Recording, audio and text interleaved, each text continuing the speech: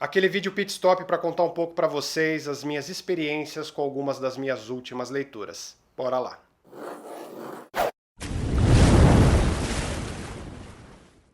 Salve navegantes, sejam muito bem-vindos a mais um vídeo do canal e hoje eu trago para vocês algumas mini resenhas dos meus últimos livros lidos, como se fosse um resumos do mês, posso colocar dessa forma.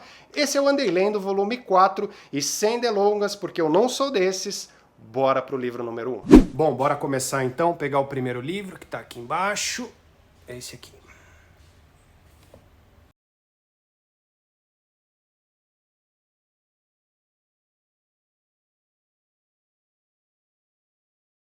Começa então falando um pouco sobre um conto de Natal do Charles Dickens. Ele foi um dos maiores autores, se não o maior autor inglês da era vitoriana. Escreveu um conto de Natal em um mês, a fim de pagar algumas dívidas, e acabou se tornando uma das maiores histórias natalinas de todos os tempos, uma das obras mais célebres do autor. Aqui a gente conhece um pouco da história do Scrooge. O Scrooge ele é um velho avarento, um cara que abomina o Natal. Na verdade, ele abomina qualquer tipo de socialização, e numa das noites, aí na véspera de Natal, ele acaba recebendo a visita do seu ex-sócio. O problema é o seguinte, o ex-sócio dele havia morrido há 7 anos atrás. Então vem em formato de espírito e fala para ele que ele receberia a visita de 3 outros. E esses 3 outros espíritos teriam a missão de mudar um pouco a visão dele sobre o Natal.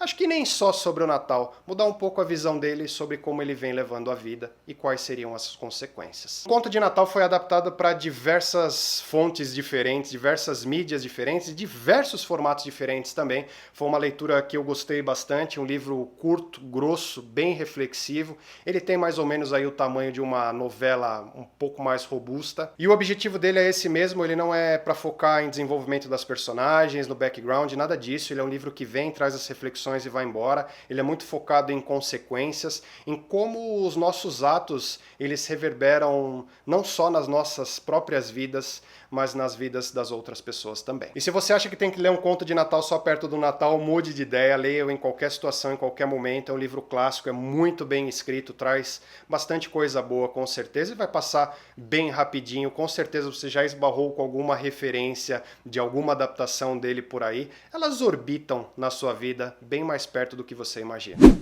Beleza, então vamos para o próximo, que está aqui.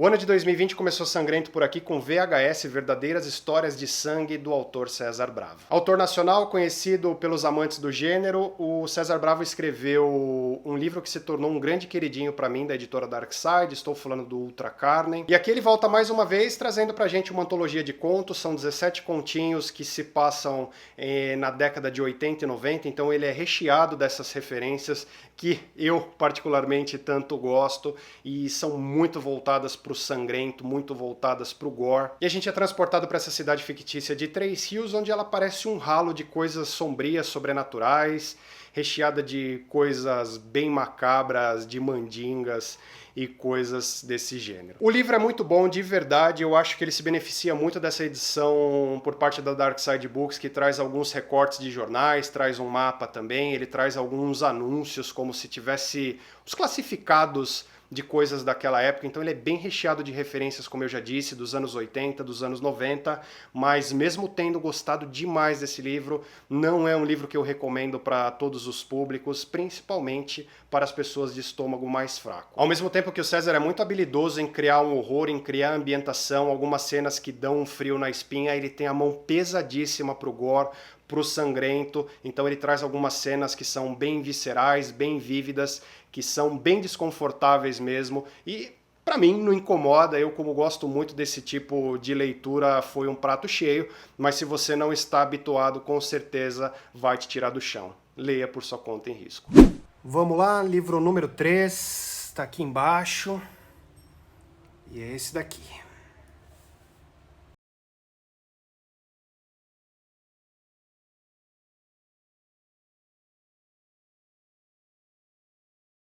A Seca, da autora Jane Harper, é um suspense reconhecidíssimo, bem premiado também. Ele acabou levando para casa mais de 14 prêmios, entre eles alguns super importantes. E aqui a gente é transportado para uma cidade australiana que vem sofrendo com uma seca há quase 2 anos. Como é uma comunidade bem agrícola, essa seca com certeza vai atrapalhar nas finanças das famílias, por causa da colheita. Então os ânimos já estão exaltados começando por aí. Somado a tudo isso, tem também o massacre da família Hadler, e a culpa cai no chefe da família. É tido como se o Luke Hadler tivesse matado a esposa e o filho e se suicidado, deixando para trás apenas a sua filha bebê. E aqui a história segue o Aaron Falk. O Aaron, ele é um policial, ele volta para a cidade, morou lá quando era mais novo, ele volta para os funerais da família Hadler, ele tinha uma amizade bem próxima com o Luke. Ele acaba se vendo, se envolvendo no mistério do massacre dessa família. Ele não gostaria de ter voltado para a cidade e com certeza a cidade não gostou de ter ele de volta. Ele foi embora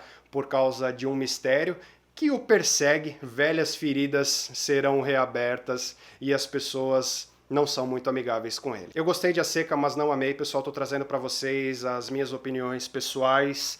Eu acho que o que a autora criou em termos de ambientação é genial, beira o impecável mesmo. A exaltação das pessoas por parte da seca, por parte do massacre, por parte do retorno do Aaron, com os olhares de esguelha, tudo muito tenso, tudo muito claustrofóbico, mas grande parte da leitura eu achei bem lenta. Nos suspenses de mistério que eu gosto mais, eu gosto daquele ritmo mais frenético, de um capítulo puxando o outro, e não foi o que aconteceu aqui comigo. Os capítulos, eles eram interessantes, eu tava fisgado no mistério, mas tava sendo puxado, achei que muito da trama acaba andando bem de lado. E o livro ele é separado em 2 finais, são 2 grandes mistérios que vão andando juntos por aí, e eu gostei, foi satisfatório para mim um dos desfechos, caiu bem, mas o segundo ficou com um gosto um pouco agridoce aqui na minha boca. Acho que quem lê o livro sabe do que eu tô falando. De qualquer forma, A Seca, ele é um suspense muito bem feito, muito bem desenvolvido, e se você gosta desse clima de tensão,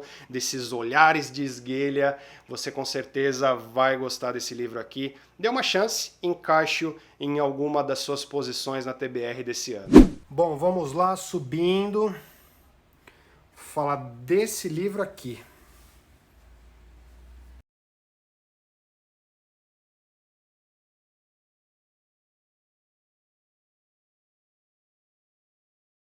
Bom, pessoal, falei para vocês no meu último vídeo que eu encaixaria 12 obras de sci-fi para os meus 12 meses do ano. A leitura de janeiro foi o Metrópolis, da Thea von Harbou. A autora alemã foi casada com o diretor Fritz Lang. Juntos, eles fecharam uma parceria de quase 10 anos produzindo filmes que foram lendários naquela época. A exemplo do próprio Metrópolis, virou um dos ícones do sci-fi, um dos ícones também do cinema. Um filme que quebrou barreira logo na década de 20. E em Metrópolis a gente tem uma distopia onde temos ricos em cima, pobres embaixo, os pobres, como sempre, sendo oprimidos e explorados. Aqui a gente tem as máquinas se alimentando desse povo e a população espera para montar uma revolução, uma brechinha para tirar os ricos do poder, e só esperam por um líder. E esse líder, com certeza, logo acaba aparecendo. Metrópolis era uma das minhas grandes expectativas de leitura para esse ano, principalmente no campo do sci-fi, e não foi uma das minhas melhores experiências. Culpa minha, eu sei. Eu esperava uma coisa completamente diferente aqui, achei um livro muito alegórico, muito melodramático. As mais simples das passagens acabavam sendo arrastadas e muito puxados para metáfora. Então isso não fez com que eu me conectasse tanto com as personagens, com a ambientação. E a falta de carisma que eu senti dessas personagens, muito puxado pela alegoria, pelas descrições infindáveis, me fez com que eu me afastasse. Então não gerou uma liga para mim, acabei não me importando muito com o que estava acontecendo. E eu achei o enredo, a sinopse muito promissora, por isso que eu culpo a minha expectativa. Os fãs de sci-fi com certeza têm mais chances de gostar, mas mesmo esses fãs vão sentir algum tipo de dificuldade. Acho que é uma leitura super de nicho mesmo, mas eu tenho que tirar o chapéu para a editora Aleph. Muita gente comprou esse livro, até os que não eram fãs de sci-fi, porque a diagramação, a arte de capa e até os extras estão entre as coisas mais bonitas que eu tenho aqui na estante. Bora lá? Mais um? Está por aqui. É esse camaradinho aqui.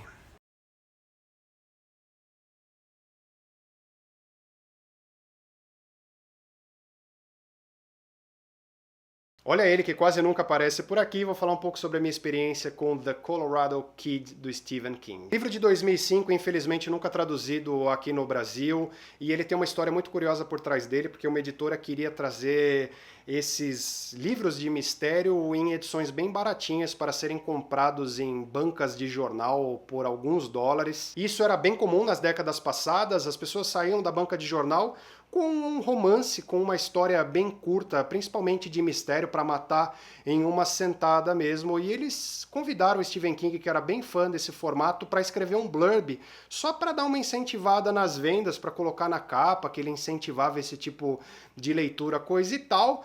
E nem esperavam por um retorno, e o autor acabou retornando, não só se dispondo a escrever um blurb, e sim escrevendo um livro.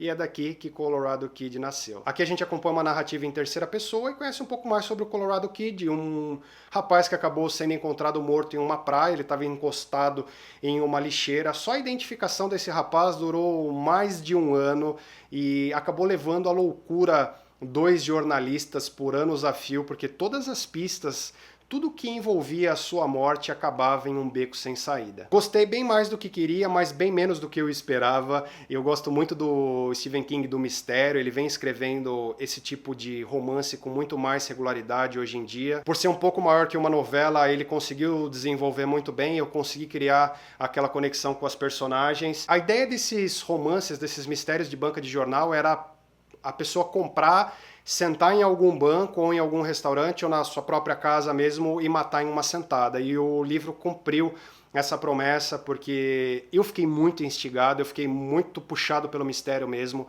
Eu li em 2 sentadas, eu queria muito saber o que estava acontecendo. O final me deu uma bela de uma incomodada e o próprio autor sabia que isso podia acontecer, os leitores podiam ter esse sentimento, e ele escreve isso no próprio pós-fácil. E me incomodou, de verdade. Eu não sou o tipo de leitor que gosta de final fechadinho o tempo todo, não ligo para finais abertos, mas os finais abertos que não sabem como se fechar, isso me incomoda, e foi isso que eu senti em Colorado Kid, então deixou aquele gosto agridoce na minha boca. Mas eu gostei da jornada, então acabo recomendando. É um bom livro de mistério no final das contas. Os reviews, as notas são bem puxadas pro mediano. Acho sim que merecia uma tradução, mas não sei se ia agradar todo mundo, principalmente os fãs. Partimos então pro próximo porto. Vou falar sobre esse petardo aqui.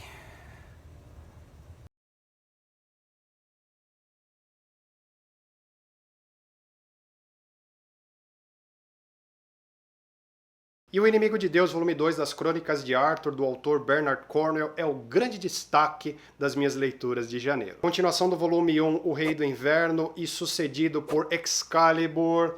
O Inimigo de Deus, ele acompanha um pouco uma ficção histórica baseada nas lendas arturianas. Aqui a história se passa um pouco após a queda do Império Romano, a ascensão do cristianismo, e os bretões vêm sofrendo constantemente com as invasões dos irlandeses e dos saxões. A gente vê pela ótica do autor, é claro, como ele imaginou aí a lenda por trás do mito Rei Arthur. Espetacular, uma leitura sublime, tudo funcionou para mim, absolutamente tudo, pessoal, tudo. Os diálogos para mim foram perfeitos, as conexões entre as personagens, o clima de tensão o tempo todo, o clima de perigo que cercava cada pessoa querida para mim. Tudo funcionou como se fosse uma engrenagenzinha. Eu estava acompanhando a história, vibrando a cada vitória, estava me chateando a cada derrota. As cenas de batalha, que são marcas do autor, são realmente bem vívidas, você se sente lá dentro. Eu fui transportado e ele cuida bem dos detalhes sem ser enfadonho, então ele não fica se arrastando nas descrições, é pauleiro o tempo todo, é um livro super imersivo. As avaliações, notas, reviews são sempre elogiando, sempre altas, é bem difícil de encontrar alguém metendo pau. É claro que gosto não se discute e nada é unânime, tem gente que não gosta, mas para mim foi uma leitura perfeita, de verdade, gostei muito de tudo que eu vi por aqui. E acreditem ou não, eu virei a pessoa que cobra essa leitura de todo mundo, todos que eu conheço eu fico empurrando, igual uma grande parte de vocês fizeram comigo, e eu só tenho a agradecer. Bom, vamos lá então, última parada, aqui em cima, vou falar dessa obra aqui.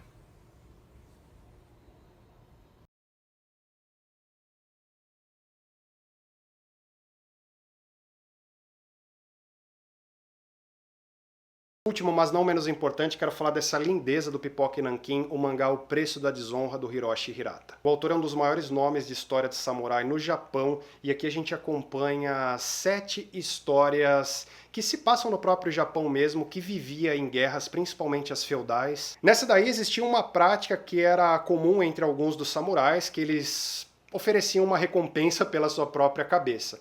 É isso mesmo, então o cara tava pra morrer, o outro samurai ia matar ele, ele falava, não, não me mata agora e eu te pago X valor, não tenho aqui comigo porque a gente tá em guerra, mas quando a gente se encontrar, quando você for me cobrar, eu te dou esse valor. Então ele assinava uma promissória com qualquer papel, tecido que encontrasse, ele punha a mão de sangue e escrevia que ele se comprometia a pagar um valor X pela sua própria cabeça. E nessas 7 histórias a gente acompanha o cobrador dessas dívidas, porque a pessoa que tinha essa promissória de cabeça, ela não ia atrás da pessoa, ela contratava um cobrador e o cobrador ia lá, naquela, ou você me paga o dinheiro que você prometeu, ou eu vou levar a sua cabeça agora. Gostei demais dessa leitura, galera. Achei a arte fenomenal, ela é bem visceral, é bem recheada de cenas de ação. Pipoca e Nanquim com certeza arrasou, traduziu direto do japonês. Eles colocaram algumas notas de rodapé que dão uma boa contextualizada, explicam um pouco como eram as coisas na época. O que me faz gostar mais dele é que ele tem bastante cena de ação, mas ele também é bem dramático, principalmente nas histórias por trás das coletas, então me caiu super bem. Muita gente me viu lendo lá no Instagram e recomendou a leitura de alguns mangás como Vagabond e O Lobo Solitário, que eu ainda não tive a oportunidade de ler, mas dica boa a gente não dispensa, a gente guarda, e logo menos eu encaixo um tempinho para encaixar esses mangás nas minhas TBRs. Bom, galera, tá aí, o nicho tá bem coberto. Falei de um livro clássico, falei de um suspense, falei de um livro de horror bem puxado pro sangrento, falei do mestre Stephen King também, trouxe um mangá de lambuja, trouxe ficção histórica. Espero que vocês tenham gostado desse vídeo aqui. Se gostou, não esquece de deixar a curtidinha amiga para ajudar na divulgação e ajudar a espalhar a palavra do Navegando para outros portos. Antes desse vídeo acabar, eu queria deixar aquele carinho super especial para os apoiadores do Catarse, pessoas que apostam no canal e que apoiam para eu não desistir, para eu continuar mantendo a qualidade alta, recheado de efeitos, para eu me dedicar um tempo para tudo isso aqui. Então, pessoal, obrigado por valorizarem o meu trabalho aqui no YouTube. Se você quer saber mais sobre esse projeto e suas recompensas, vai lá na descrição do vídeo, tem um linkzinho, eu detalho tudo do porquê criar o Catarse do Navegando, e se você tiver alguma dúvida também pode me mandar por e-mail que eu tô sempre atento. Caiu aqui de paraquedas esse seu primeiro vídeo, não esqueça de se inscrever e sentar o dedo no sininho para não perder notificações do que vem por aí, beleza? Eu vou ficando por aqui, deixo beijo grande, o abraço de urso apertado de sempre. Até semana que vem. Fui!